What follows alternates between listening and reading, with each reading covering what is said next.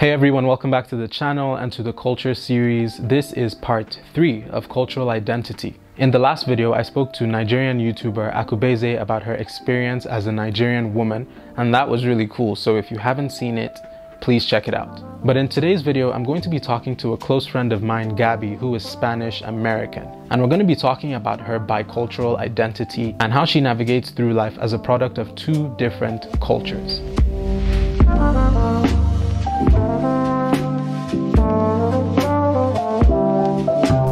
So I was born in Spain to an American dad and a Spanish mother. And then when I was about 5 months old, we moved to the US. And then my sister was born there. So we were both born in two different countries, but we both have both passports and both nationalities. I grew up in the American school system, so that's a big part of who I am, obviously. But 2 to 3 times a year, we would travel back to Spain. So I really do consider in a lot of ways, although especially with regards to like my education, I've been definitely more focused in the US because I also went to college there and everything. I definitely consider myself having grown up in both places.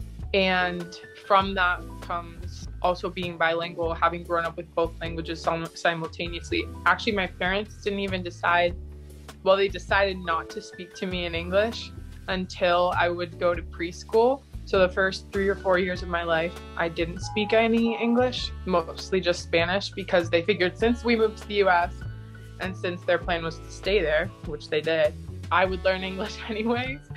And so might as well work and like get the base down for the Spanish, and then the English would come. So you basically learned Spanish, I'm guessing in those times where you would travel back to Spain periodically. Would you say that really helped you learn Spanish in addition to speaking Spanish at home? Yes, because obviously when I started going to school and everything, obviously I was mostly working and speaking and living in English. So I think when I would go back to Spain, it's like kind of like your mind switches. It's kind of like a little switch, and you start like immersing yourself back into that culture. But I'm sure, you know, knowing French as well as you do, knowing a language to the level at which you're able to like speak in colloquial terms and certain phrases and like these kind of things that are so rooted in a culture that's not just general language that you learn in school, but that's cultural language. That also helped a lot because of course I would come here and then I would be with my grandparents, with my cousins, with my uncles and aunts, and learning from like this specific culture. And then in the US, we would also be creating like, yes, our cultural identity of being American, you know, like the certain way of saying things that's like particular to Northeastern New York and stuff like that. But regardless of like us going back 2 or 3 times a year, we still at home, my mom would always speak to us in Spanish. My dad would be talking in English and my mom in Spanish in the same conversation. And then I could respond to both either in English or in Spanish. And somehow we would all understand each other and nothing would get lost in translation. So it was like a combination of both. But yes, going back to Spain definitely helped, I think, keep up my language level. Yeah, I will say, like, I mean, I've known you for quite a while, and every time I'm always fascinated by the fact that you grew up in the US, but you're very much Spanish. I always find that so cool. And I always wondered, I'm like, how is that for you? Being like, when you have these two different identities, it seems like you've been able to merge them quite well, but would you say sometimes that it can be difficult, you know, just like juggling, if you will, both identities?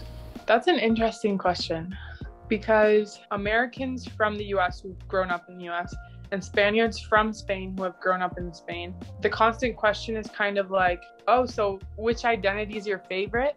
I don't think those kind of people, or the people who ask those questions, understand that being from two cultures and growing up simultaneously in two different places kind of makes one identity that you have a lot of parts of both within, but you form like your own way of looking at things. So I think sometimes it is difficult to juggle things, more so because sometimes I bring a very American, kind of more individualistic perspective into the Spanish culture, where Spanish culture is very much, as you've seen, traditional, rooted in these like long held perceptions of how the world works. And then I come in and I'm like, no, we can change, we can grow, we can do whatever we want. You know what I mean? This American spirit of like anyone can do anything. Sometimes it's hard to juggle, and I find myself always in certain situations where, I don't know, I'm with my Spanish family and they're like, they kind of dismiss you because like, oh, that's American, you know, that's American. Or in the US, they're like, oh no, if they don't like something they hear, no, that's just some Spanish perspective that doesn't. Yeah. So it's hard to have people understand that just because I have those two parts doesn't mean like my opinions aren't valid, I guess, on certain cultural subjects. Like just because I'm not 100% Spanish doesn't mean I can't, I don't know, have an opinion on a Spanish practice. And just because I'm not 100, which I do think in the US it's more so understood because of like how many different cultures and people and immigrants. It's an immigrant nation in a lot of ways. So it's a very complex question, because I think I don't necessarily feel like my identity's split, but I feel like both of my cultures like make me who I am. Like I don't feel like I would be Gabby without Spain and the US. Obviously, Spanish culture is very family oriented, as we know. So would you say that there were any cultural expectations like your family put on you? I guess it might be a bit different because your family is kind of like Spanish but also American, so there's like a fusion-ish. So but maybe, I guess your extended family is probably in Spain. Would you say you've ever had to deal with a lot of cultural expectations from your family, from the Spanish side, or even maybe from the American side as well? Definitely much more from my extended family, because I think, as you said, my dad has a very American perspective and my mom has a very Spanish perspective, but since they're used to being in a bicultural relationship, and they're scholars at heart, they very much have like a very open view of what someone should do with their life or how someone should act. So they're very, very flexible. I grew up in a very flexible household, a very accepting household. The extended family in Spain, it's definitely more, I think, because of the culture, the traditions in Spain, and just the way things are set up. I think a big thing is gender roles. Also, like specifically, I think family dinners, my cousin always comments on this, my female cousin, who's the oldest, she always says, if you notice when we're finishing eating, they'll say, ladies, clean up, instead of like, everybody, let's pick up things. So those kind of expectations, or my grandpa would always say like, oh, when you have a husband, he'll be so lucky because you know how to cook and all these kind of things. Whereas my Canadian grandmother would never say those things. So definitely pressure like within that kind of realm, although it is changing within Spanish culture. And then I think pressure with regards to how we can look at the world or how we perceive the world. And I think just general perceptions of what one can do with a career, because I think in Spain, like many very ancient countries, have perceptions of what kind of careers can give you success. So I think if you don't fit into one of these boxes, like typical, I don't know, doctor, I'm sure it's pretty similar in Nigeria. Yeah. Doctor, lawyer, engineer. I don't know. Yeah, those three things. It's like not well understood what you're gonna do with your life. It's like a combination of the fact that Spain's also changing. So there's my parents and uncles and aunts generation has a lot of different perceptions than what my grandparents would have, thankfully. But yes, it's definitely different expectations at different levels from different people. Yeah. But I guess that could also be true for someone who only grows up in the same culture. We're able to relate on so many different examples, and like you just gave the example of, you know, even like women being expected to tidy up the table or cook and clean, you know, those gender roles and like career choices, stuff like that. It's just very fascinating that even across, you know, like thousands of miles away, like culture can still transcend boundaries in the sense that we can relate on a lot of those things, even though our cultures are very different, but also very similar. So I feel like that it's just always mind-blowing.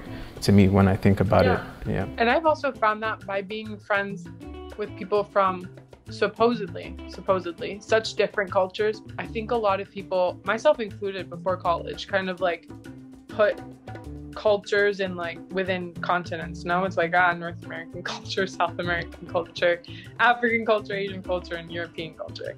But I think you would find one, even within Spain, as I'm sure within Nigeria, as I'm sure within Chile, as I'm sure within Brazil, has a lot of micro cultures and a lot of different languages, regional languages and regional customs. Of course, there are like general perceptions of what it's like to be European.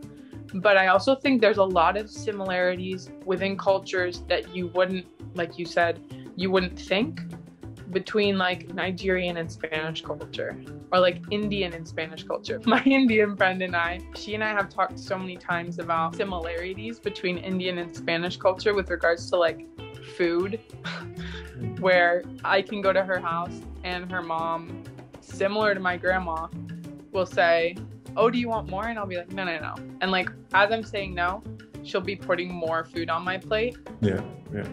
Where it's like, oh, there's language barriers here. There's thousands and thousands of kilometers, but they still do the same thing. And they still have the same perception. So I think it's so curious how those things translate across cultures. Yeah, and on the topic of food, you guys eat late in Spain, right? Like dinner, right? What do you consider late? Like 9 p.m.? Yeah. Okay, because I remember when we were doing that big feast and when we were trying to watch the Champions League final, and we wanted to cook, right? And so you were cooking, I was cooking, and when we were trying to plan, everybody was like, "Oh yeah, what time is dinner?" And me and you were like, "Yeah, maybe 8, 9. Everybody's like, "What? Like that's so late." And we're like, "What time do you want?" They're like 5, 6, and we're like, nobody eats at that time.